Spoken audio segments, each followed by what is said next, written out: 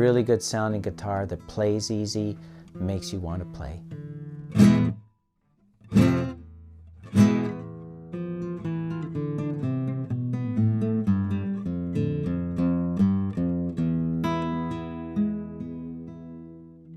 When I sit down to build a guitar, I'll design in my head what I want to do with that guitar, and I'll pick out the woods that are going to attribute to the sound that I want.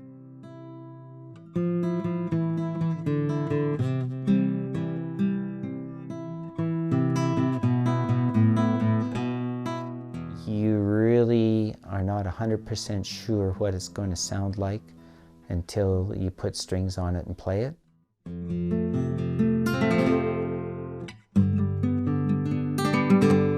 And even at that, it takes maybe 3 to 6 months of playing the instrument for it to settle in and develop its own sound. Even a year, it will still be developing its sound.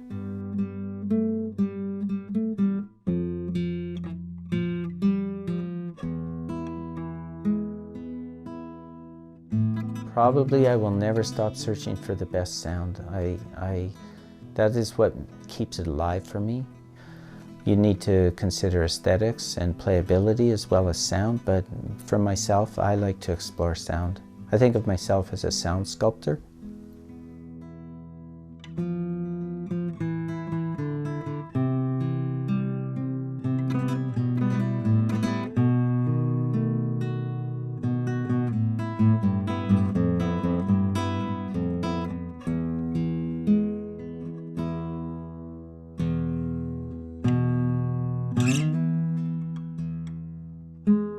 The most rewarding part of being a sound sculptor is hearing the final product being played.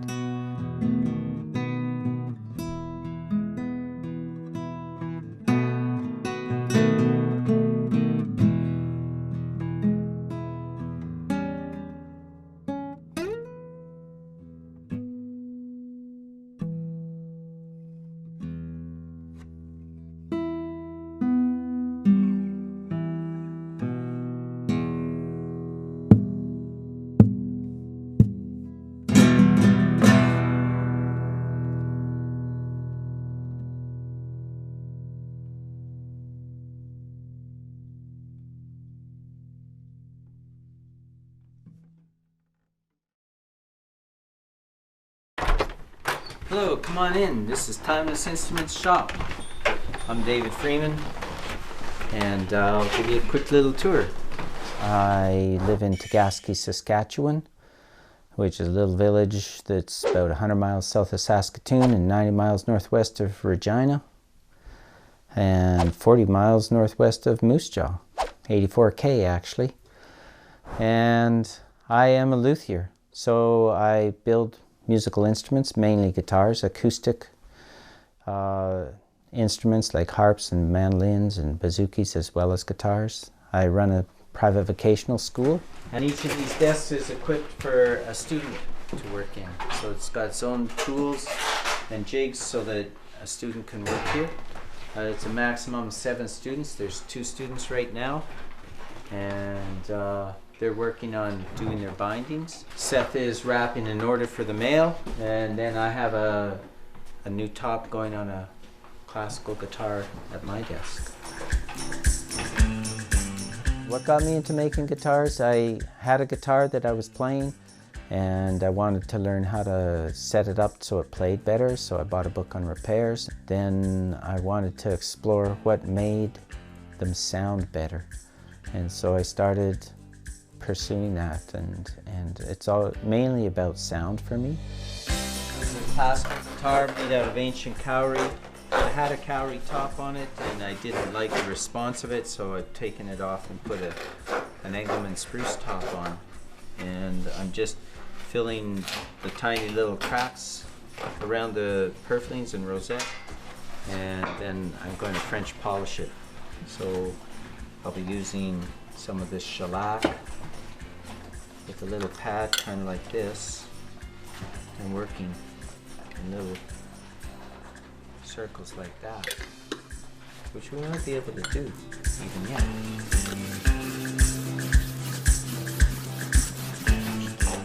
I've been teaching since 1986, so that's 31 years of teaching. In that time, there's over 650 students have gone through my courses. Don't push it down. That line, when you're done, does that line look nice and straight relative to the floor out here? That's what you want. No, not quite. It's a little high.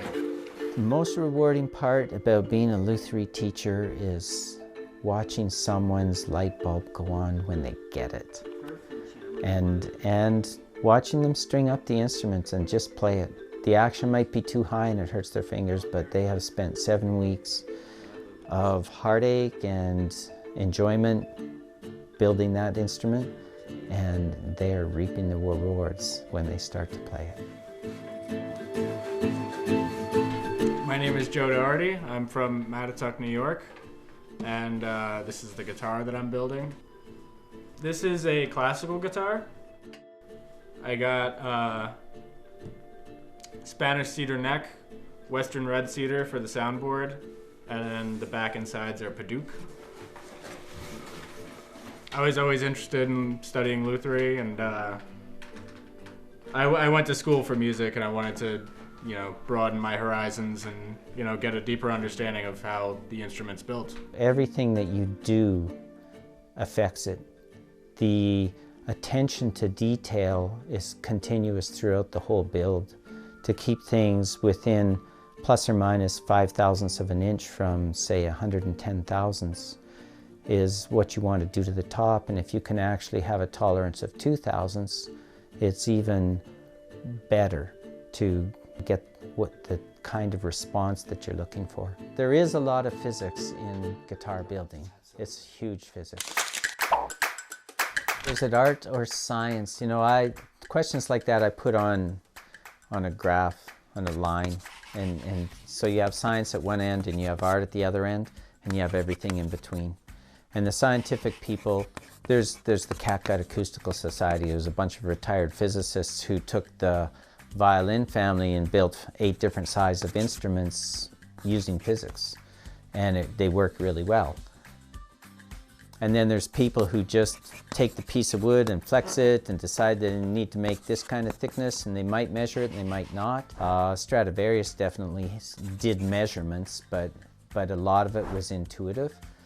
And then you have the people who use both. And I tend to like to use both. I pay attention to science for sure, but I don't buy every theory as being the be-all and end-all, because sometimes wood does something, and every piece of wood out of a piece of tree, even wood side by side, will vary.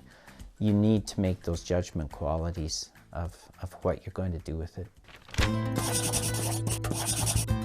We'll start up at the headstock. This is your headstock.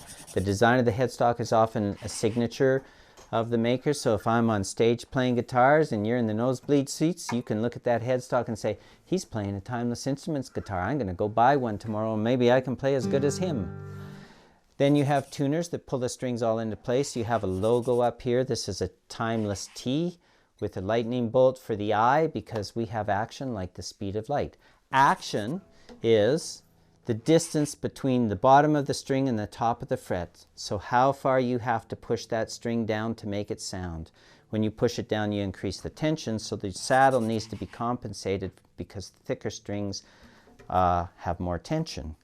Then you have the neck, which extends you out past the body to get the total scale length, which is the distance from the nut to the saddle being located on the bridge, which also holds the strings or anchors them at this end with bridge pins. This is the whole bridge area here.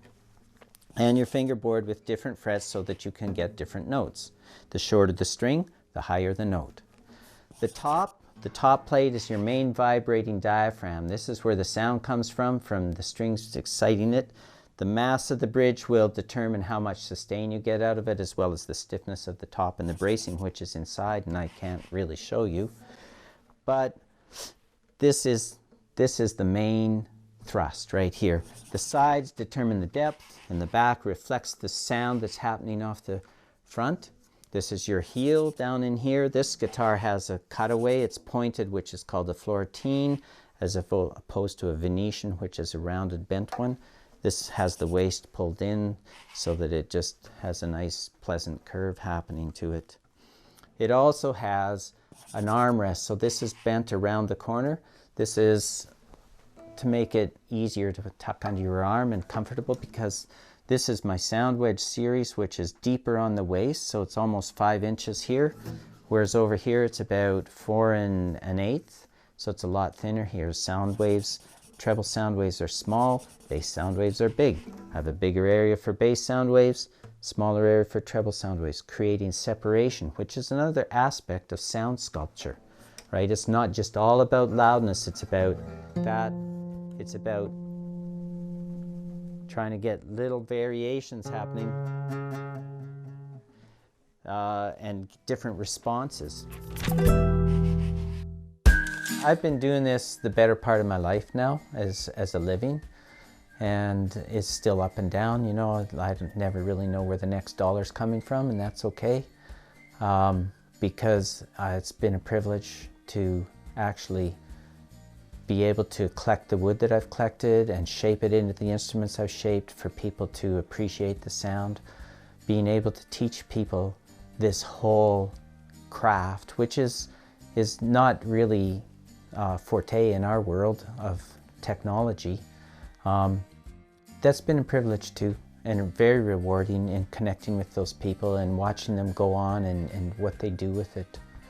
And even in the short time, if they never build another guitar, so many people have said to me, you know, the time at Timeless changed my life like nothing else. And that's pretty cool, because I'm just a guy trying to make a living, doing something I like. If you have program ideas that you'd like to see on MaxTV Local On Demand, write us at max.local@sasktel.com.